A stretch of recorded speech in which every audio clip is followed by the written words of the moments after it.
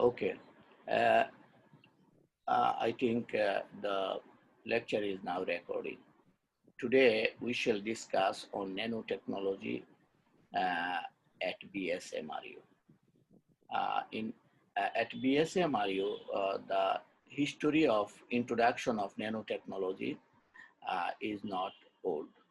We recently introduced a course on nanobiotechnology, BTL 662, uh, that you are attending now at PhD level or master's level. We have no other curricula at undergrad or master's or PhD level in other department or institute. At undergrad level, BS fourth year, for BS fourth year student, we have a course BTL 410 where I teach the concept of nanotechnology. The nanotechnology has been considered as one of the powerful technology for uh, improving the yield and uh, maintaining the sustainability in agricultural productivity uh, in Bangladesh, and it has been included in the National Agricultural Policy. If we look at different agriculture university, there is no course or curricula for nanotechnology. So to uh, produce next generation scientist or researcher, it is important to include curricula uh, in different programs of agricultural universities. But there are some scientists or university teachers who have received a training in abroad on nanotechnology.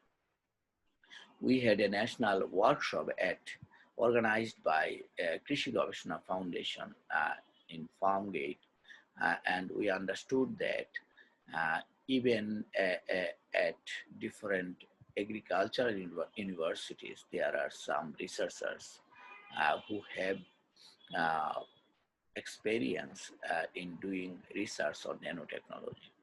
However, in our general universities like Dhaka University, Chittagong University, Rajshahi University, or Jahangirnagar University, BUET, chemistry and physics department, some of the teachers are working on nanotechnology, but not, uh, nanotechnology on biology. Uh, at BSMRU, we have started work on nanotechnology since 2012. In 2012, we organized an international workshop in Dhaka for 2 days, which was inaugurated by our Prime Minister, Honorable Sheikh Hasina. And the following day, we had whole day workshop at the Senate building of Dhaka University. After that, we started some work. Now let me tell you what we are doing on nanotechnology at BSMRU. We are now working on uh, some, natural materials to convert them into nanocarbon, like jute. Jute, the golden fiber, the longest fiber in the earth. It is basically lignocellulose. So the lignocellulose fiber, if you burn at more than 1000 degrees Celsius at very low presence of oxygen, you can find jute and carbon. And that carbon, using the top-down system, you can get the nanocarbon, or you can make the particle of the carbon at nano size. Similarly, bone waste is a big natural resource in our country. Every year during Idul Adha, uh, more than 1 crore animals are slaughtered. And every day, uh, you know, uh, many animals, especially cows, are slaughtered because Bangladesh is one of the important, uh, you know, meat-eating country. So all the bones of the animals, cows, uh, uh, they are basically waste. Like the jute, if you use the bone, because bone contains lots of nutrient and they are organic material. So if you use bone and even do in anaerobic condition, burn them at more than 1000 degrees Celsius, you can find bone charcoal. That means bone charcoal. And from bone charcoal, you can crush them and make them smaller nanoparticle or mesoparticle. So this is one of the area because jute is no more attractive in the global economy. Once it was called golden fiber in Bangladesh, and the number one source of, foreign currency earning source of foreign currency from Bangladesh. So these two biological materials, we thought to use nanotechnology, how can we utilize them? Another target is to develop nanopesticide because pesticide, either it is insecticide or fungicide, a large proportion of the pesticides are absorbed by the environment. Large proportion means more than 95% of the applied pesticide goes to the environment. Very little, 1% or maximum 5% are absorbed by the target organism or target pest. So if we can develop a nanopesticide, which is, target specific, high efficient, that would be very useful for the country. And in earlier lecture, I discussed in detail about the structural features of nanopesticide. In our laboratory, we have started some work. Novel nanomaterials as catalytic converter. Catalytic converter means, in the transport, for example, in the motor industry or even running any engine, uh, we use the fossil fuel. Fossil fuel burning generates lots of sulfur oxide and nitrogen oxides to the environment and be threat for the global warming. So catalytic converters, some nanoparticles can be used as catalytic converter, which can convert those noxious gases into, non-toxic substances like water or oxygen or others. Novel pathways for conversion of biomass to high value biochemicals. This is another approach because in our country is rich in agriculture.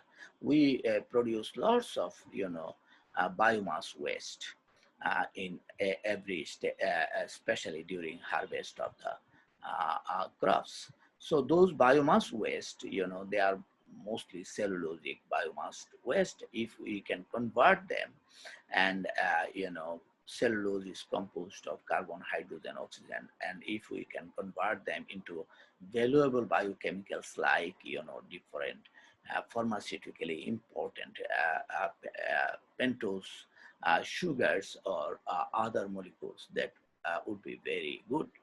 And this is also one of our target. We are collaborating with Professor Yusuke Yamauchi.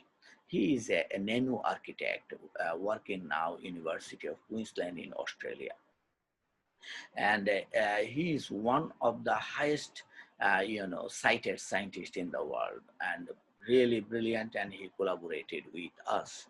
And another scientist in his team, Dr. Shahriar Hussain, he is also working with Professor Yusuke Yamauchi. He is basically a graduate of Buet, and a material scientist. He is also collaborating with us. Dr. Not Shahriar, Shafiqul, Alam from Buet, a young teacher. He is also collaborating with us, and he is a nanotechnologist. So we are collaborating with several international groups to learn new techniques, and also to promote our research on nanotechnology.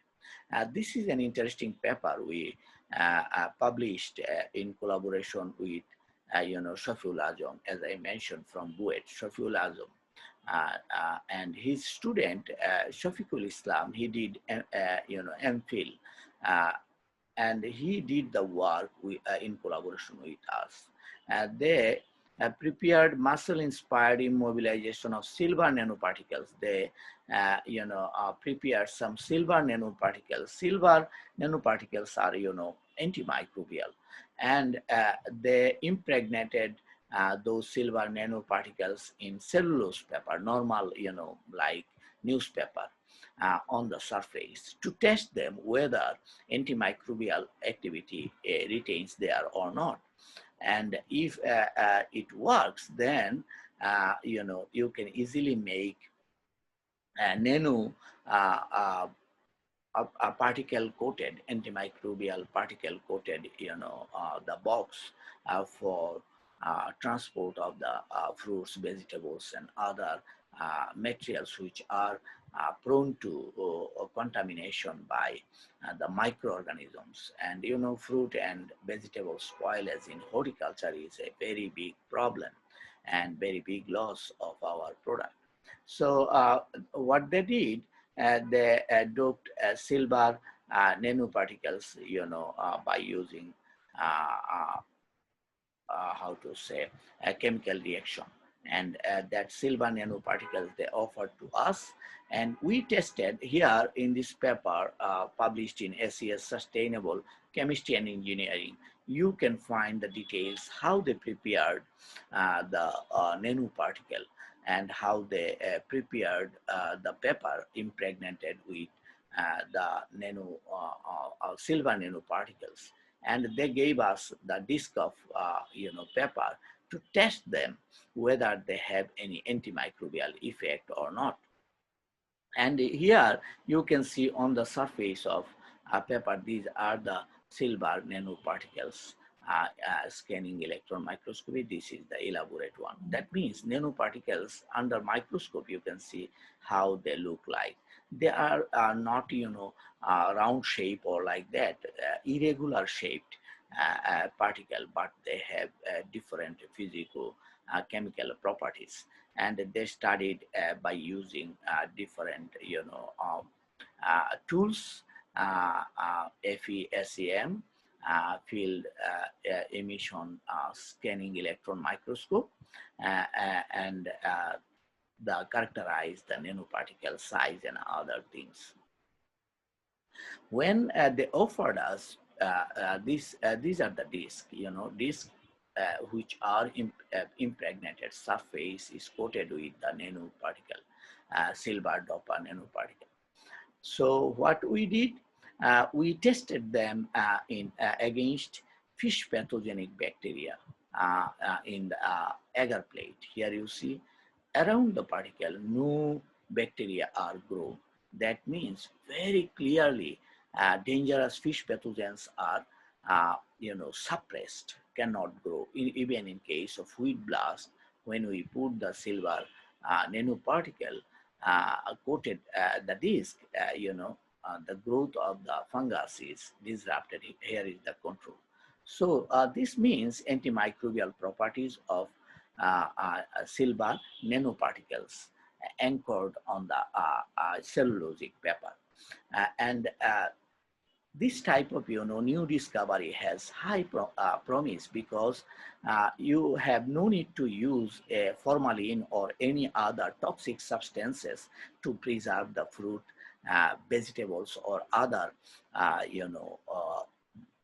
agricultural produce. What you can do in the packaging, during your packaging or transport, Yeah, you can apply the silver nanoparticles.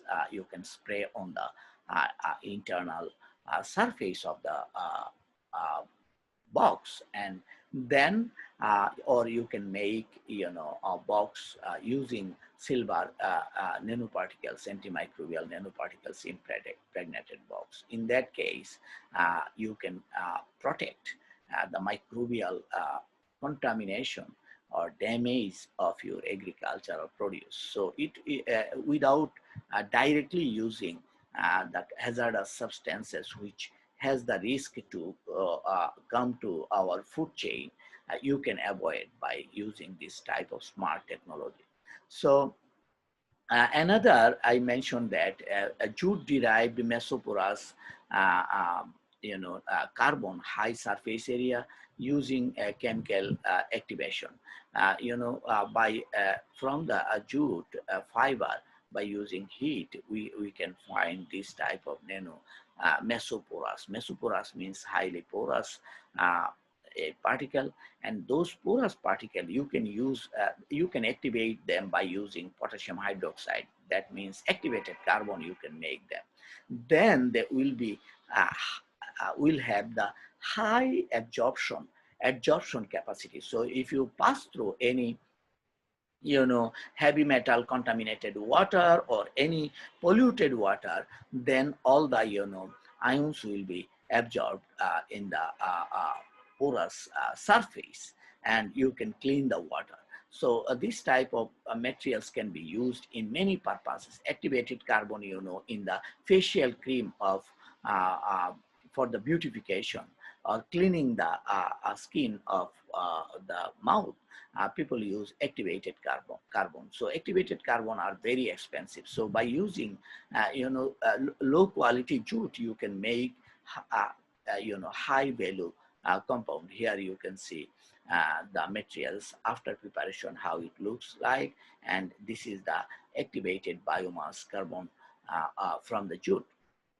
So this is the important, nanoporous or mesoporous, low cost renewable biomass jute, and you can make powerful particles. And then you can increase the unusually the surface area of the jute, and those surface area, if it is activated, then they will be charged and they can absorb a huge amount of the toxic substances, and you can use it in multi-purpose, and it would be a commercially powerful product. So high surface area. Previously, I told mesoporous. Mesoporous means porous size is a bit bigger than the nano meter, like micrometer. But here, you can make them nanoporous carbon also. Here is the, if you go to this paper published in Materials Chemistry and Physics, we developed nanoporous carbon, and that nanoporous carbon you can use in many industrial purposes. And another effort was to use raw biomass, for example, vegetable waste, fruit waste, or other waste, even straw of or bagasse, sugarcane bagasse. You can use them in some chemical processes, and you can make them convert them, for fuel. For fuel is a, 5 carbon compound, very expensive in the market. So by using biomass, we can make 1, 2, 3, 4, 5, 6, 7. All these compounds like furfural, arabinose, xylose, these are the compounds we can produce industrially, and we have a patent on it. And these compounds are very expensive, and all are, you can see, contains mostly carbon, hydrogen, oxygen, and also sulfur, because we use some chemical reaction like sulfuric acid or others, so that we can convert the carbon into sulfate and other small molecules, because cellulose is the second, uh, uh, not second, the number one biopolymer in the world, and it is unusually complex and polymer of sugar. So that was the story. And another story, as I mentioned, we are also looking for some nanoparticles which can suppress the wheat blast fungus, because wheat blast is a serious fungus and devastated our wheat crops, and it is an important challenge or threat for our wheat production. In collaboration with Professor Yusuke Yamauchi, we found that titanium dioxide P25 type nanoparticles they prepared in the laboratory.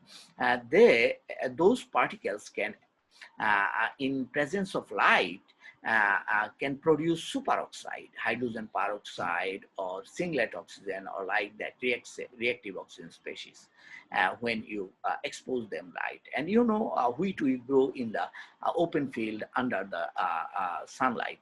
So if you spray the titanium dioxide, we did in Meherpur, where wheat blast is a serious threat. And we found that those titanium dioxide protected our wheat crop by 85 to 90%. And because they produce superoxide, these are toxic for the fungus, so fungus cannot infect the plant, cannot grow and penetrate the plant. But plant surface is, cellulose and very complex structure, cell wall.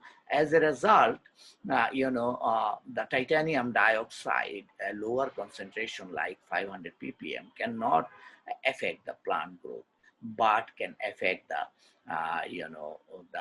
fungus, wheat blast, and it may be applicable to other fungus like rice blast or others, because the mechanism is a common one, produce toxic superoxides. And in that case,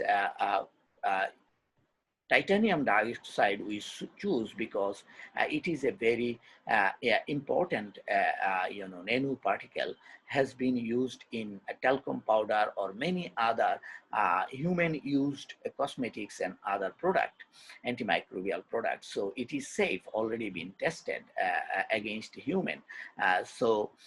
If we get such a nanopesticide, that could be useful in our agriculture. So this is one of the experiment we conducted 2 years, and this year also we are, testing the titanium dioxide P25 type, 15 to 20 nanometer in size, in the wheat blast bio control. Demonstrate that biocidal effect of nanomaterials against pathogenic microbes.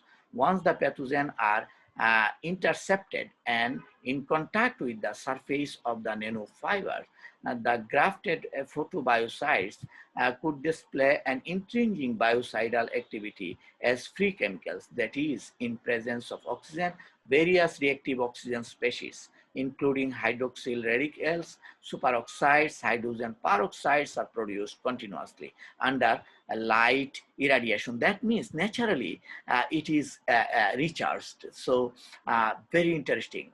In case of any synthetic pesticide, you cannot find such thing. And reactive oxygen species could further rapidly damage DNA, RNA, proteins, lipids, resulting in bactericidal or fungal or antiviral activation. They may be, effective against virus also. So this is very interesting, and this type of materials could be used in agriculture. So daylight-driven rechargeable titanium dioxide type P25 nanoparticles suppress wheat blast disease caused by Magnaportha oryzae triticum pathotype. That means Magnaportha oryzae is a fungus, and it has several pathotypes. One is triticum. Triticum pathotype only infect the wheat, but not the rice. and others. Mesoporous can infect 50 species of the grasses, including wheat, rice, and barley. So the big challenges of diseases, late blight of potato in the human history, which was emerged as serious pathogen in Ireland in mid 19th century, and due to starvation of due to the damage of potato for 3 consecutive years, more than 1 million people in Ireland was died. And in the human history, it is called Great Irish Potato Famine, an unprecedented history. Phytophthora infestans means destroyer of plant. And if you browse in internet and browse Great Irish Potato Famine, you can find the deadliest story. And more than 1 million people migrated from Ireland to other countries. It was horrible. Rice blast, 15 to 20% of the rice worldwide are damaged by the rice blast. So it is still a big problem, and it is caused by Mesoporous oryzae. Wheat blast, wheat rust, due to UZ99, it is a big threat worldwide, caused by Paxinia graminis triticea, and wheat blast is now in Bangladesh and also Zambia. Recently, we got news that Africa was free from wheat blast, but last year there was an outbreak of wheat blast. So wheat blast is, moving and it is on the run. Maybe other wheat growing countries will be affected.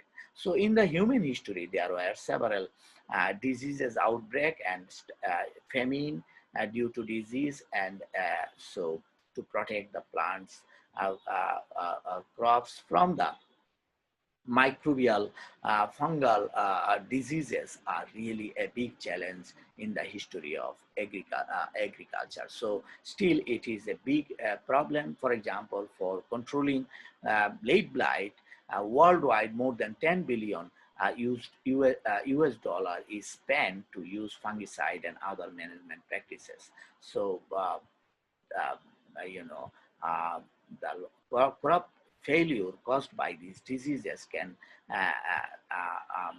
if we can save them, we can, feed maybe another billion of people. So this is very important area.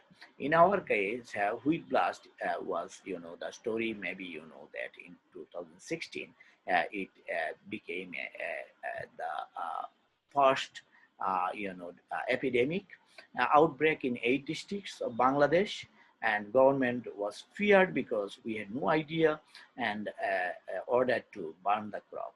At that time, we started to identify the pathogen by using field pathogenomics and international collaboration. And we did it, and we found that our pathogen came from the Brazil by using, their transcriptomic analysis. That means the genomic analysis, জীবন রহস্য যেটা বলা হয়, বিশ্লেষণ করে আমরা confirm করেছি যে এটা সাউথ আমেরিকাতে এসেছে। এটা করার লাভটা কি হয়েছে? What was the benefit? Benefit was we in South America this disease has been there since 1985, so they have developed some strategy to manage the disease. So once we identified the nature of the pathogen, we used those technique, approaches in our country. This is why we reduced the yield loss significantly. Titanium dioxide P25, under scanning electron microscope, the particle size is like that, and you see when you use in the laboratory under sunlight, it can completely stop the growth of the MOT, Mesoporous oryzae fungus. And we found that how it causes damage to the fungus, completely cause lysis or hyper branching, and destroy the fungus. But when we tested in the laboratory, we found that at certain concentration like 500 ppm or 700 ppm can protect the wheat seedlings. And here no titanium dioxide were used, and here 1000 ppm we use. That means higher concentration can be lethal for the toxic for the plant. This was the story in case of wheat blast, and we tested it in the field level also, and we found a very good result.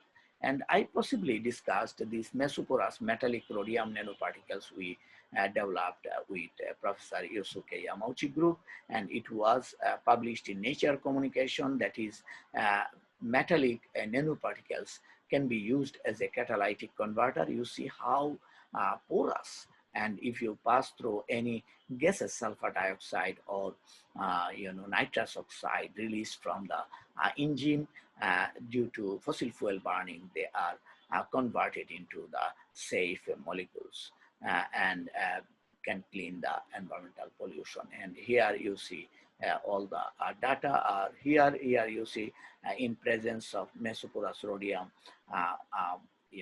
nanoparticle, you can reduce the toxic nitric oxide significantly. And this is a very good discovery. That means by using that one, we can reduce the environmental pollution, because in all over the world, the motor and engines are generating billion tons of toxic gases to the atmosphere, and really a big trouble for the whole humanity, because global warming is a big threat, and now everybody is concerned about it. So we also did some other work. For example, palladium nanoparticles, which is highly efficient in electro-oxidation catalyst, and published in a good journal.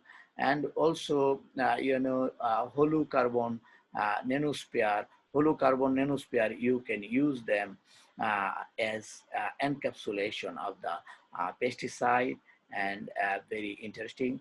And pentosan, as I mentioned before, from the jute biomass, we already published in Journal of Video Experimentation. You can find the video, the step-by-step process, how furfural and C5 carbon-containing compounds from the jute are produced.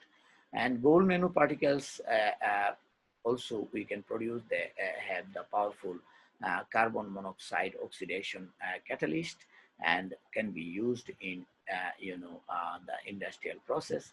And another work we did on glucose isomerization by using bone char.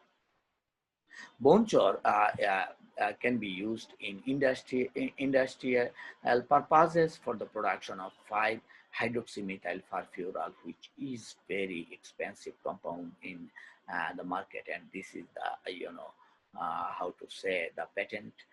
And this is a short lecture for today. What I am trying to encourage you to go through literature, because every day PubMed and Google Scholar, you can find new literature on the application of nanomaterials. But most of them you can find the review or other opinion article. Original research articles are limited. So you are advised to download both research article as well as the review article to make your own review.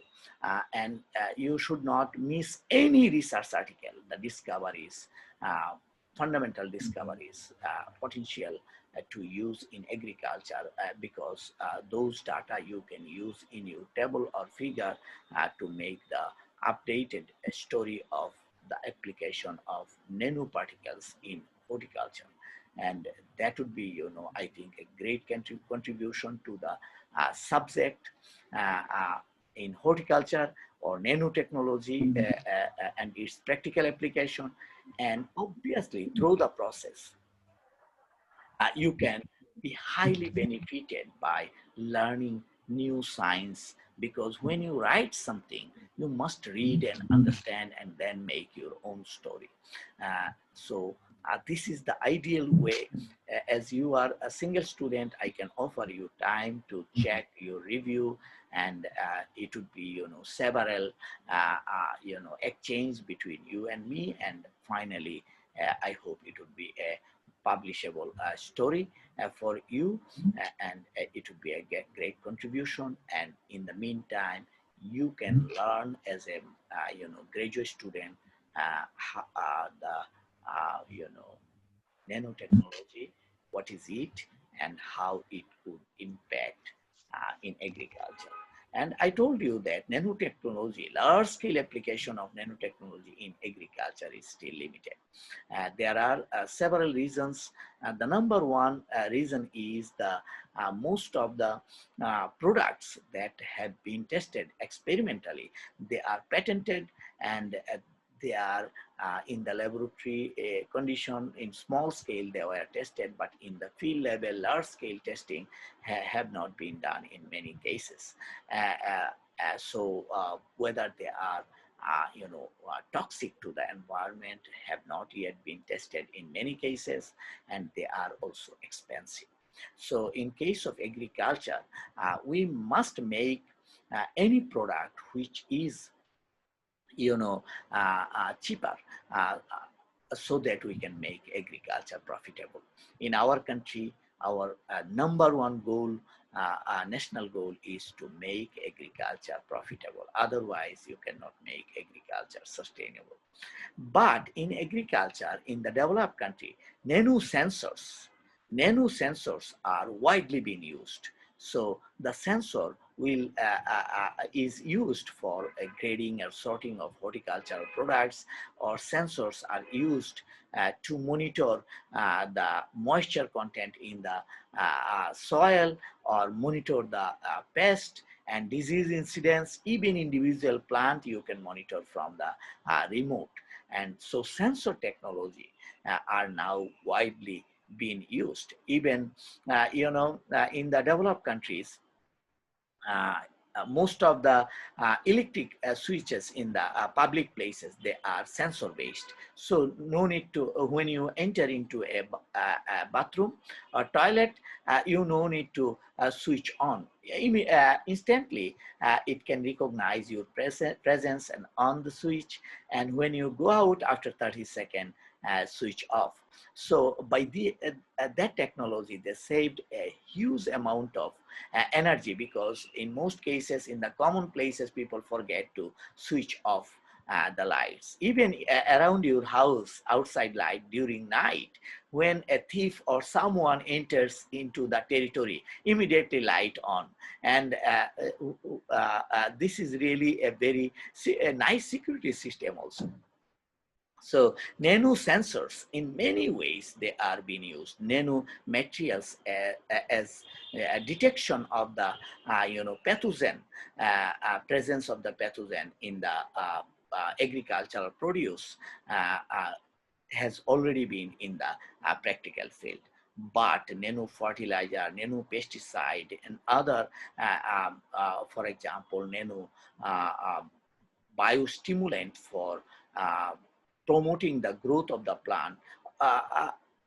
Many of the products at the laboratory level, greenhouse level, uh, they showed high promise, and we expect that in the coming years the technology would be more advanced, and we can find more user-friendly materials in cheaper price. In case of electronics, even the mobile phone, in early stage, they were very expensive. But day by day, technology evolution are a process. They become, cheaper, and now even in our country, almost all the people have the mobile phone, because they become cheaper. Even call rate also dramatically reduced. So I expect that I can foresee that maybe after 10 years, nanotechnology would be a powerful tool for promoting agriculture productivity, and maintain the environmental sustainability, and also the processing and packaging of the agricultural produce would significantly be improved. In our country, agro processing is a very promising area to add the value of the agricultural product. To make agriculture profitable, we need to to do the processing of our seasonal fruits and vegetables, so that we can export them, we can store them for using the year round, and add the value. Uh, so this is all for today's lecture. Uh, and there are some of the topics I repeated so that to give you more review and more better understanding on this topic. You may ask some question, and after some question we can stop today's lecture. Sir, when my first meet will be held? Yes, your first meet, I shall take your first meet next week.